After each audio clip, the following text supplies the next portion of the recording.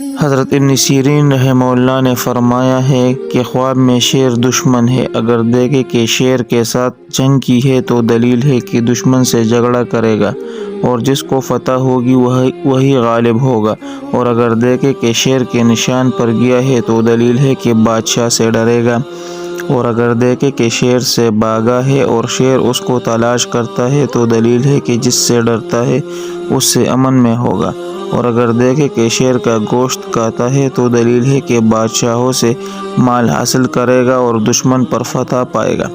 اور شیر کا گوشت کھانا بادشاہ سے خلعت پانا ہے۔ حضرت ابراہیم کرمانی رحمہ اللہ نے فرمایا ہے کہ خواب میں شیر بادشاہ ہے، اور اگر دیکھے کہ شیر کے جسم سے کوئی چیز پکائی ہے یا اس کو کسی نے دی ہے اور اس نے کھائی ہے تو دلیل ہے کہ دشمن کے مال سے کچھ کھائے گا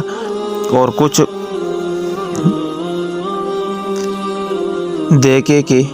اگر دیکھے کہ اس نے شیر سے جماع کیا ہے تو دلیل ہے کہ بری باتوں سے نجات پائے گا اور مراد کو پہنچے گا، اور اگر دیکھے کہ اس نے شیر کو بغل میں پکڑا ہے تو دلیل ہے کہ دشمن سے صلح کرے گا،